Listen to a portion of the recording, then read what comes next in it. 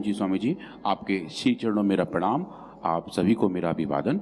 तो स्वामी जी, आज हम क्विकली देखेंगे कि स्वसारी रस जो एक तरीके से स्वसारी बटी, ब्रोंकोम और स्वसारी गोल्ड का मूल अवयव है, वो किस तरीके से लंग फंक्शन को अच्छा कर सकता है और जो एक स्पेसिफिक लंग डिजीज़ है अस्थमा, उसको ठीक कर सकता है। तो स्वामी जी, हमने एनिमल मॉडल्स में अस्थमा को भी इंड्यूस किया और चूंकि अस्थमा एक इन्फ्लेमेटरी डिजीज़ है और इन्फ्लेमेशन लगभग हर एक बीमारी का रूट कॉज है, तो स्वामी जी हमने ओवा एल्बुमिन का इस्तेमाल करके, जो अंडे की मेन प्रोटीन होती है जिसकी वजह से बहुत लोगों को अस्थमा होता है, स्वामी जी हमने उसको इंड्यूस करके एनिमल्स के अंदर अस्थमा पैदा किया और उस एलर्जिक अस्थमा को ब्रोंकोम के इस्तेमाल से, स्वसारी के इस्तेमाल से ठीक भी किया। तो आज स्वामी जी हम वही देखेंगे और जो लंग्स के बारे में बेसल बैकग्राउंड है जो पिछले 2-3 दिन से डिस्कस कर रहे हैं, वो ये है कि लगभग हम एक दिन में 25,000 बार सांस लेते हैं, लगभग 11,000 लीटर हवा रोज हम इनहेल कर लेते हैं, जो बहुत अच्छा खासा वॉल्यूम है।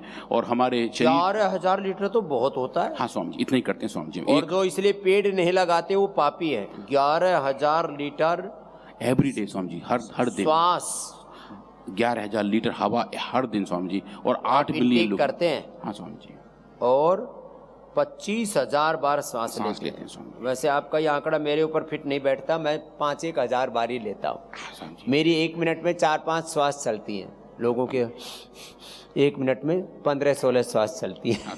कभी किसी को दमा आदि हो जाए तो 20 तक पहुँच जाती है।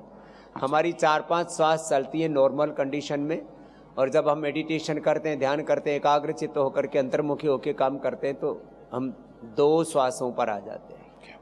इतनी लंबी सांस चलती है। तो ये जितनी सांसें लंबी होंगी उतना जीवन लंबा होगा, लेकिन इन सांसों का पूरा जो एक प्रवाह है इसको रोक देता है ये अलग अलग प्रकार का उपद्रव जो हो रहा है आपके फेफड़ों के साथ, पोल्यूशन से लेकर के, जैसे बता रहे थे कि किस किस तरह से अलग अलग बीमारियों को इंड्यूस करके और फिर उनको ठीक किया है। और इसके लिए हमने रोज आपको एक अभ्यास क्रम यहाँ से बताना शुरू किया है कि रोज जलनेति करो, सूत्रनेति करो। और पहले जलनेति सूत्रनेति ऐसे करते थे ना, यूँ इधर लगाया, वो निकलता ही नहीं था। अब तो ये भी बड़ा इजी कर दिया है। और फिर हम आपको रोज बताते हैं कि आप अणु तेल डालें, नस्य करें, गाय का घी पिएं। तो ये रोज का कार्यक्रम हमने शुरू कर रखा है। डॉक्टर अनुराग जी तो अपना रिसर्च बताएंगे, हम जलनेति जो रोज का अनुष्ठान है उसको भी इधर कर रहे हैं। जी डॉक्टर साहब। हाँ स्वामी जी, तो स्वामी जी जो हमारी लंग कैपेसिटी है, जो टोटल हमारे लंग्स के अंदर कितना हवा आ सकती है, वो 4 से 6 लीटर की है। जितना हवा का लगभग इतना एक्सचेंज हम कर पाते हैं, और एक सांस में लगभग स्वामी जी हम आधे लीटर हवा अंदर बाहर कर लेते हैं। तो बाकी जो पूरा प्रोसेस है वेंटिलेशन का, कि जहां हम ऑक्सीजन को अंदर लेते हैं और कार्बन डाइऑक्साइड को बाहर निकालते हैं, वो गैसीय विनिमय, गैसियस एक्सचेंज, वो स्वामी जी इसी वॉल्यूम के साथ हो जाता है। तो ऐसे लोग जो स्वामी जी बहुत ज़्यादा स्मोकिंग करते हैं और जो ऐसी जगह रहते हैं जहाँ पॉल्यूशन बहुत ज़्यादा है, तो स्वामी जी उसकी वजह से लंग्स के अंदर जाके अलग अलग पॉल्यूटेंट इकट्ठे हो जाते हैं और म्यूकस बनने लगता है। और म्यूकस जब बहुत सारा बन जाता है तो वो एयरवेज को ब्लॉक कर देता है, और जिसकी वजह से लंग्स की और दिक्कत आनी भी शुरू हो जाती है। अब हम बात करते हैं Swami ji lung function test की, कि लंग फंक्शन को मापा कैसा जाता है। स्वामी जी मॉडर्न साइंस में जो लंग फंक्शन नापने के तरीके हैं वो तो है, एक तो पल्मोनरी फंक्शन टेस्ट, जिसमें फूंक मार कर देखते हैं कि मशीन के अंदर हम कितनी देर तक हवा को होल्ड कर सकते हैं या हवा को धक्का मार सकते हैं। दूसरा स्पायरोमेट्री है, जहाँ हम 2 बॉल्स को हवा के थ्रू पुश करने का प्रयास करते हैं। पर ये सब स्वामी जी मुझे लगता है थोड़ी सी नई सी टेक्नोलॉजी है, पर जो प्राचीन और सबसे अच्छी टेक्नोलॉजी है जो भी आपने हमें अभी करके दिखाई थी, कि शंख का बजाना, कि अगर हम एक सांस में 1 मिनट के लगभग अगर शंख बजा लेते हैं तो मुझे लगता है स्वामी जी हमें किसी और टेस्ट की ज़रूरत नहीं है। वो ये बताता है कि हमारे लंग्स कितने पावरफुल हैं और कितनी हवा एक बार में वो एक्सचेंज कर सकते हैं, और जो पूरे लंग्स की पावर है वो अगर शंख के तौर पे बाहर आ रही होती है तो वो अपने आप बता देती है कि किसी पल्मोनरी फंक्शन टेस्ट की शायद ज़रूरत ना पड़े। पर जो रोगी लोग हैं जिनको अस्थमा है, उनको स्वामी जी ये ऐसे नापा जाता है कि लंग्स के अंदर उनकी स्ट्रक्चरल चेंजेस कैसे आ रहे हैं। अगर स्ट्रक्चर्स की बात करें तो ह्यूमन लंग्स स्वामी जी ऐसे दिखते हैं। इसको और जूम करके बड़ा करके देखेंगे तो ये ऐसे स्ट्रक्चर दिखाई देंगे, और बड़ा करके देखेंगे तो कुछ अंगूर जैसे स्ट्रक्चर दिखाई देंगे। जहाँ मेरा कर्सर है इसको स्वामी जी हम एल्वियोलाई कहते हैं, और यही वो जगह है जहाँ गैसियस एक्सचेंज होता है। और इन एल्वियोलाई को जो कनेक्ट करती हुई ट्यूब हैं वो हमारे एयरवेज हैं जो आपको वहाँ तक लेके जाते हैं। ये हमारे वायु मार्ग हैं। नॉर्मल वायु मार्ग हमारे स्वामी जी ऐसे दिखते हैं जहाँ इनके चारों तरफ हल्की सी मसल है और ये इसके अंदर का डायमीटर है, इसके अंदर का व्यास है जिससे हवा जाती है। पर अगर इसके अंदर सूजन हो जाए, इन्फ्लेमेशन आ जाए तो समझिए ये दीवार मोटी मोटी हो जाएंगी, और अगर दीवार मोटी हो जाएंगी तो जो अंदर हवा के आने जाने की जगह है वो कम हो जाएगी। सांस थोड़ी गहरी गहरी जब लेंगे तो उसके बावजूद भी लगेगा कि दम घुट रहा है, क्योंकि हवा पूरी पहुंच नहीं रही होगी। तो समझिए अस्थमा वास्तव में यही है। अस्थमा की शुरुआत यहीं से होती है। जो आप फोटो भी देख रहे हैं, जो स्कीमेटिक देख रहे हैं, ये अस्थमेटिक एयरवे है और ये स्वामी जी नॉर्मल एयरवे है। तो इस पर अगर हम जब काम करें, और हमारी या कौन सी काम करती हैं स्वामी जी, इस पर हमने बहुत काम किया है। लिवोग्रिड के अलावा कोई औषधि जिस पर हमने बहुत ज़्यादा काम किया है वो स्वामी जी यही हैं। लगभग अलग अलग हमने लंग मॉडल्स को डेवलप किया है, चाहे वो ओवा एल्बुमिन से हो, चाहे वो सिगरेट स्मोक से हो, चाहे वो बीड़ी स्मोक पे हो। स्वामी जी बीड़ी स्मोक का काम तो स्वामी दुनिया भर में पहली बार वो Pioneer research Patanjali research foundation ने किया है कि हमें बताया कि बीड़ी स्मोक के जो दुष्प्रभाव हैं वो कैसे होते हैं और कैसे हम ब्रोंकोम के इस्तेमाल से उससे बच सकते हैं। श्वासारी और श्वासारी रस और श्वासारी क्वाथ, कितने रिसर्च हो गए होंगे हमारे इन सब पे सब च्यवनप्राश सब उसी में आते हैं। सब लंग फंक्शन में सब जी अब तक हमारे 25 पेपर्स हैं। 25 पेपर पूरे। तो स्वामी जी बहुत डिटेल भी समझ रहा है। और आजकल स्वामी जी हम काम जो कर रहे हैं वो और हायर लेवल पे जा रहे हैं। अब हम काम कर रहे हैं प्लास्टिक के माइक्रो पार्टिकल्स पे, जो आज तक है जो ऐसा कहा जाता है और ऐसा दिख भी रहा है कि माइक्रो प्लास्टिक हमारे शरीर में सब जगह है। अब हमारे खाने पीने के साथ वो अंदर जा रहा होता है। तो स्वामी जी हमने माइक्रो प्लास्टिक्स को पहली बार बहुत फाइन्यूट तरीके से फॉर्मुलेट करके लंग्स के अंदर दिया, और लंग्स के अंदर जो सिचुएशन खराब हो गई, जो अस्थमा जैसी हालत पैदा हो गए, स्वामी जी हमने दिखाया कि ब्रोंकोम और श्वासारी गोल्ड उस माइक्रो प्लास्टिक की वजह से पैदा हुए लंग प्रॉब्लम को भी ठीक करने में हेल्प कर सकती हैं। तो स्वामी जी वो भी डेटा हमने पहली बार दिखाए हैं, और वो बहुत ही पायनियर और really hot of the cake work है कि जो हम इस पे काम कर रहे हैं वो शायद दुनिया में पहली बार ऐसा हो रहा है। तो आज हम बात करेंगे श्वासारी रस के बारे में, और एज यूजुअल हमने इसका डिटेल केमिकल कैरेक्टराइजेशन किया और देखा कि नेचुरली पैक्ड कौन कौन से कंपोनेंट इसके अंदर हैं। जो आपको यहाँ पीक्स दिखाई दे रही हैं, ये जो कुतुब मीनार सी दिखाई दे रही हैं, जो अच्छी अच्छी मीनार दिखाई दे रही हैं, वो सब एक एक कंपाउंड के सिग्नेचर्स हैं कि जो इसके अंदर उपलब्ध है, जिसको हमने HPLC के थ्रू क्वान्टिफाई और मेजर किया हुआ है। इसके साथ साथ इसके अंदर अच्छी क्वालिटी के मिनरल भस्म हैं जो कैल्शियम के स्रोत हैं। तो समझिए हमने कैल्शियम भी इसके अंदर नापा और पाया लगभग 5% अच्छी क्वालिटी का कैल्शियम इसके अंदर रहता है। अब इसको लेकर स्वामी जी हमने कुछ एक्सपेरिमेंट शुरू किए, और चूहों के अंदर हमने ओवा एल्बुमिन का इंडक्शन दिया। उनके लंग्स को हमने सेंसिटाइज किया और एलर्जिक अस्थमा जैसी सिचुएशन पैदा की। ये स्वामी जी कुछ लंबे एक्सपेरिमेंट थे, लगभग 3 महीने के एक्सपेरिमेंट थे, और लगभग 2 महीने तक हमने एनिमल्स को सेंसिटाइज किया और साथ साथ पैरेलल में उनको ट्रीटमेंट दिया श्वासारी रस का। और एक ग्रुप में स्वामी जी हमने स्टेरॉइड भी दिया एज यूजुअल, ये देखने के लिए कि जो इम्पैक्ट, जो भी इफेक्ट एक आयुर्वेदिक औषधि के आ सकते हैं अलग अलग डोज पे, क्या वो किसी भी सिंथेटिक ड्रग से कंपैरेबल हो सकते हैं, और डेक्सामेथासोन नाम का जो स्टेरॉइड है उसके मुकाबले ये ड्रग कैसे काम करती है। अब ये देखें स्वामी जी, तो सबसे पहले जो हमने फंक्शनैलिटी देखी जो अस्थमा में सबसे कॉमन होती है वो ये है कि जब अस्थमा हो जाता है तो लंग के अंदर अलग अलग इन्फ्लेमेटरी सेल्स का लेवल बढ़ जाता है।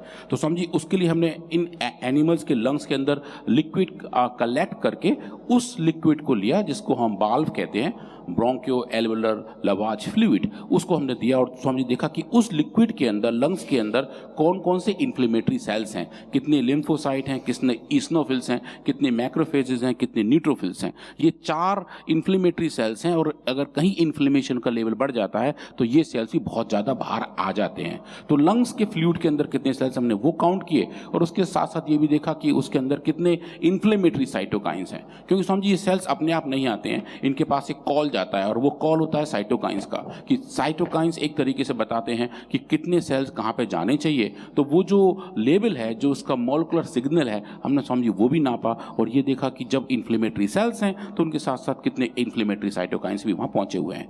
और स्वामी जी ये हमारे प्राइमरी डेटा थे जहाँ हमने देखा कि जहाँ टोटल इन्फ्लेमेटरी सेल्स हैं उनका लेवल कितना है नॉर्मल एनिमल या फिर डिजीज एनिमल के मामले में, तो आप देखेंगे लगभग स्वामी जी 2.5 से 3 गुना तक ये सेल्स का लेवल बढ़ जाता है। और ये बढ़ा हुआ लेवल स्वसारी रस डोज डिपेंडेंट तरीके से कम कर देता है। और सिर्फ बात इन्हीं की नहीं है, अगर हम डिटेल में जाएं और देखें कि लिम्फोसाइट का लेवल कितना है, ईस्नोफिल का लेवल कितना है, मैक्रोफेजेस कितने हैं, न्यूट्रोफिल्स कितने हैं, तो स्वामी जी अस्थमा का जो एक कार्डियल साइन है, जो एक तरीके से सिग्नेचर माना जाता है, वो है ईस्नोफिल। इसको हम ईस्नोफिलिया भी कहते हैं कि ईस्नोफिल्स का लेवल बढ़ जाता है। तो स्वामी जी हमने ईस्नोफिल का लेवल भी बढ़ता हुआ देखा और लगभग स्वामी जी 4.5 गुना ज़्यादा बड़ा ईस्नोफिल का लेवल डिजीज कंडीशन में हो गया था, जहाँ पे हमने अस्थमा इंड्यूस किया था। और आप देखेंगे स्वामी जी स्वसारी बटी के इस्तेमाल से, स्वसारी रस के इस्तेमाल से ये बहुत अच्छे डोज डिपेंडेंट तरीके से कम होता हुआ देखा कि जहाँ पे हमने स्वसारी की डोज जानबूझ के थोड़ी कम दी थी वहाँ थोड़ा कम रेस्पॉन्स था, थोड़ी डोज और बढ़ाई तो रेस्पॉन्स और अच्छा हो गया। और ह्यूमन इक्विवेलेंट डोज पर जाकर देखेंगे तो स्वामी जी रेस्पॉन्स वैसा हो गया था जहाँ नेचुरल इसको होना चाहिए था। और इसके कंपैरिजन में अगर आप देखते हैं कि जो रेस्पॉन्स स्टेरॉइड का है, जो डेक्सामेथासोन का है, स्वामी जी आप इस केस में देखें ये दोनों रेस्पॉन्स बिल्कुल इक्वल से दिखते हैं, जो ये बताते हैं कि एलोपैथिक दवा के मुकाबले हमारी आयुर्वेदिक दवा भी बहुत अच्छे तरीके से इम्पैक्ट दिखाती है बगैर किसी साइड इफेक्ट के। कि वो स्वामी जी एक बड़ी वाली बात है, क्योंकि जो स्टेरॉइड्स हैं उनको लॉन्ग टर्म तक नहीं लिया जा सकता, वो अपने एक वार्निंग बॉक्स के साथ आते हैं कि इनको इतने टाइम तक नहीं लिया जा सकता, पर और उनकी जो एक्सेप्टेबिलिटी है ह्यूमन बॉडी में वो भी स्वामी जी अलग टाइप की रहती है। तो जहाँ हम नेचुरल मेडिसिन की बात कर रहे हैं और ये बता रहे हैं कि नेचुरल मेडिसिन के इस्तेमाल से हम लगभग वही कुछ देख पाते हैं जैसा कि एक सिंथेटिक वर्ड की बड़ी दवा कर सकती है, तो स्वामी जी एक ये बहुत बड़ी वाली बात है। फिर इसके बाद हमने स्वामी जी हिस्टोपैथोलॉजी किया, डिटेल में जाके लंग्स के सेक्शंस देखे और देखा कि जो स्ट्रक्चरल चेंजेस हैं, जो हम एयरवेज की बात कर रहे हैं, जो वायु मार्ग है उसके अंदर कितनी सूजन आ रही है। तो स्वामी जी ये देखिए ये नॉर्मल एनिमल्स के वायु मार्ग हैं, हम ऐसे इसको देखें तो समझें ये ट्यूब वर्टिकल जा रही है, यहाँ से हवा आती जाती है, तो ये नॉर्मल सिचुएशन है स्वामी जी। और आप देखें इसकी जो थिकनेस है ये जैसी भगवान ने नेचर ने बनाई है वैसी दिखाई दे रही है। डिजीज कंडीशन आप देखें स्वामी जी इसकी थिकनेस बहुत ज़्यादा बढ़ गई है, और ये जो बड़ी थिकनेस है इसकी जो इसकी दीवार की मोटाई है अगर वो बढ़ जाती है तो वो अस्थमा जैसी कंडीशन बताती है, जो हमने पहले एक स्कीमेटिक के तौर पर देखा था। स्वामी जी डेक्सामेथासोन के इस्तेमाल से ये थोड़ी सी कम होती है, पर आप देखिए स्वसारी रस के इस्तेमाल से स्वामी जी हम जैसे जैसे डोज बढ़ा रहे हैं इसकी बढ़ी हुई थिकनेस डोज डिपेंडेंटली कम होनी शुरू हो जाती है। और वो ये बताती है कि जो ब्रोंकियल थिकनेस है, जो पूरा एयरवे का जो की मोटाई बढ़ गई थी, वो स्वामी जी अच्छे तरीके से इस स्वसारी रस के ट्रीटमेंट से बढ़िया हो जाती है। और इन्फ्लेमेटरी सेल्स का एक इन्फ्लक्स था जो हमने पहले देखा था फ्लूइड्स में, स्वामी जी वैसा ही रिस्पॉन्स हमें टिश्यू में भी देखने को मिलता है कि जो चेंजेस थे वो बहुत अच्छे तरीके से नैसर्गिक तरीके से वहीं पहुंच रहे होते हैं जहां नेचुरली इनको होना चाहिए था। अब उसके बाद स्वामी जी हमने देखा कि जो अस्थमा के केस में एक बड़ा प्रॉब्लम म्यूकस का बनना होता है, बलगम का बनना होता है, श्लेष्मा का बनना होता है। तो वो जो बलगम है वो जो बनते हैं वो लंग्स के अंदर एक स्पेशल सेल्स होती हैं जिनको हम बोलते हैं गॉबलेट सेल्स।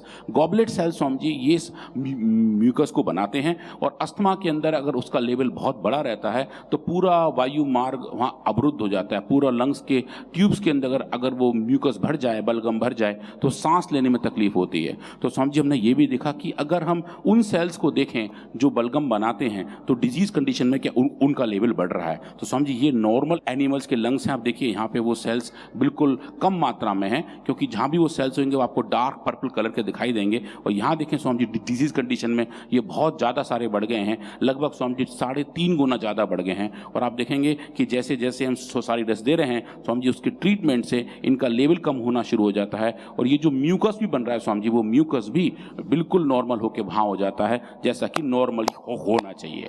ये स्वामी जी एक अच्छी वाली फाइंडिंग थी जो हमने अस्थमा के क्लिनिकल साइन के साथ कोरिलेट भी की थी। और जो तीसरा क्लिनिकल साइन है अस्थमा का, वो है स्वामी जी कि जब दमा हो जाता है, अस्थमा हो जाता है, तो सीना थोड़ा बिछा सा लगता है सांस ढंग से नहीं आ रही है, कुछ सीने में कसावट है, पूरे लंग्स नहीं खुल रहे हैं। स्वामी जी उसका एक बड़ा कारण है कोलेजन की सिंथेसिस। ये जो टिश्यू है, ये जो लंग टिश्यू है, अगर उसके अंदर बहुत ज़्यादा कोलेजन बन जाता है तो एक तरीके से समझे जैसे उसके चारों तरफ बेल्ट सी बन जाती है और उसकी वजह से लंग्स पूरे खुल नहीं पाते हैं। तो स्वामी जी ये जो गलत जमावाड़ा है कोलेजन का सही नहीं जगह होने की वजह से स्वामी जी हमने वो भी देखा। और यहाँ आप जो स्टेनिंग में देख रहे हैं, ये जो स्काई ब्लू कलर की स्टेनिंग है, ये स्वामी जी कोलेजन की स्टेनिंग है। तो अब देखिए नॉर्मल एनिमल्स के अंदर ये इतना ज़्यादा कोलेजन नहीं दिख रहा है। डिजीज कंडीशन आप देखें स्वामी जी, ये जो स्काई ब्लू स्टेनिंग है जहाँ मेरा कर्सर है, ये सब कोलेजन फाइबर्स का डिपोजिशन है जो अस्थमा में बहुत ज़्यादा पाया जाता है। स्वामी जी डेक्सामेथासोन के इस्तेमाल से आप देखिए थोड़ा सा कम हुआ है, पर आप देखेंगे जब हम दे रहे हैं स्वसारी रस, ये स्वामी जी थोड़ी कम डोज है, ये थोड़ी ज़्यादा डोज है, और ये ह्यूमन इक्विवेलेंट डोज आप देखेंगे स्वामी जी, ये पूरा इस इलाके में जो स्काई ब्लू कलर की स्टेनिंग होनी चाहिए जो डिजीज कंडीशन में थी, वो स्वामी जी पूरी गायब हो जाती है। और वो ये बताती है कि हम कोलेजन का जो एडिशनल डिपोजिशन है उसको बहुत अच्छे तरीके से हटा पा रहे हैं, और जो अस्थमा के कार्डियल साइन हैं उनको अच्छे तरीके से रेगुलेट कर पाते हैं। उसके बाद हमने स्वामी जी फिर और डिटेल में गए, और आप जैसे कहते हैं जो उसका कार्यकारी सिद्धांत हमने उस पर काम करने का प्रयास किया, और अलग अलग साइटोकाइंस का जीन एक्सप्रेशन भी नापा, चाहे वो इंटरल्यूकिन 4 हो, इंटरल्यूकिन 5 हो, इंटरल्यूकिन 33, IFN गामा, इंटरल्यूकिन 6 और इंटरल्यूकिन 1 बीटा। ये 6 बड़े बड़े साइटोकाइन हैं, इनके जीन एक्सप्रेशन को भी हमने नापा और पाया कि कंडीशन में इन सब का जीन एक्सप्रेशन बढ़ गया था, और जो स्वसारी के इस्तेमाल से डोज डिपेंडेंट तरीके से कम हो गया था। उसके साथ जो ऑक्सीडेटिव स्ट्रेस है, जो लंग फंक्शन के लिए भी एक बहुत क्रिटिकल पैरामीटर है, उनके पैरामीटर भी हमने नापे और पाया कि हम ऑक्सीडेटिव स्ट्रेस को भी अच्छे तरीके से रेगुलेट कर पा रहे थे। इन फाइंडिंग को लेकर स्वामी जी जब हम आगे गए और हमने पूरा इसको समराइज किया कि जो हमारी लंग एपिथेलियम है, एयरवे एपिथेलियम है, उसके ऊपर अगर ओवा चैलेंज आता है जिसकी वजह से अस्थमा हो, तो इतने सारे चेंजेस जो हो जाते हैं, चाहे वो म्यूकस का बढ़ना हो, इस्नोफिल का आगे आना हो, या पूरा कोलेजन डिपोजिशन होना हो, स्वामी जी स्वसारी रस इन सबको अच्छे तरीके से रेगुलेट और कंट्रोल करता है। स्वामी जी हम इसको पहली बार लेके गए एक बड़े जर्नल में जिसका नाम है बायोमेडिसिन एंड फार्माकोथेरेपी। तो आप देखेंगे स्वामी जी हमने पहली बार बताया कि एक ऐसी हर्बल मेडिसिन जो कैल्शियम रिच है, कैल्शिको हर्बल फॉर्मुलेशन, दिव्य स्वसारी रस एक क्रोनिक अस्थमा को, क्रोनिक इन्फ्लेमेशन को रेगुलेट कर सकता है। तो समझिए ये एक हमारी शुरुआत थी जहां हम बता पा रहे थे कि हर्बल मेडिसिन का एक अच्छा इस्तेमाल हम अगर अस्थमा को अच्छे तरीके से रेगुलेट करने में करें तो pre clinical study Swami ji इतना डिटेल फाइंडिंग बता देती हैं कि जब इसके हम क्लिनिकल असेसमेंट कर रहे हैं, इसके जो हम क्लिनिकल ट्रायल्स कर रहे हैं स्वामी जी, वो बहुत ही जोरदार और बहुत ही बढ़िया इसके साथ साथ आते आ रहे हैं। हमने स्वामी जी इसके साथ इसके जो अलग कंपोनेंट्स हैं उन पे भी काम किया, चाहे वो सहस्त्रपुटी अभ्रक भस्मा हो और चाहे स्वामी जी काकड़ा सिंगी हो, जो उसके बड़े बड़े कंपोनेंट्स हैं स्वामी जी, उन पर भी हमने काम किया और पाया कि समग्र तौर पर जो औषधि है उसका प्रभाव बहुत ही निराला है और स्वामी जी बहुत ही अच्छे तरीके से वो दिखाई देता है। अभ्रक भस्म सहस्त्रपुटी तो फेफड़ों की बीमारी से लेकर के कैंसर जैसे रोग में, और काकड़ा सिंगी जिसकी अभी बात कर रहे थे, जिसका हमने कोरोना में भी बहुत उपयोग देखा था, उसके लिए तो हमने एक अलग से औषधि बना दी ओरोग्रीड। और फेफड़ों की बीमारी से लेकर के ब्रेस्ट कैंसर, और उसमें भी ट्रिपल नेगेटिव ब्रेस्ट कैंसर बहुत ही क्रिटिकल, और रेक्टम कैंसर, अलग अलग प्रकार के कैंसर में भी उसका अप्रतिम असर है। तो एक एक औषधि में 100 से लेकर के 1000 तक एक्टिव मेडिसिनल कंपाउंड्स नेचर ने पैक किए हुए हैं। हमें उसका बोध नहीं होता। रक्त पत्ती के बारे में, रक्त वर्ण की जिसकी पत्ती होती है उसको लोक भाषा में वहाँ रक्तपतिया बोलते हैं। अब उसका जो है मेडिकल टर्मिनोलॉजी में उसका नाम और सारे गुण धर्म सब खोज के लाएंगे, आपको बताएंगे कि हमारे यहाँ पर परंपरागत रूप से जो हमें बहुत ही बड़ी ज्ञान की विरासत मिली है उसको हम भूल बैठे थे। उसकी याद दिला रहा है पतंजलि और नूत नए अनुसंधान कर रहा है। तो डॉक्टर अनुराग जी और इनकी पूरी टीम का, श्रद्धेय आचार्य श्री का एक बार बहुत बहुत अभिनंदन है। ये 365 दिन अनुसंधान का काम चलता रहता आप सबके लिए कि किस प्रकार से आपको रोगों से उभारा जाए।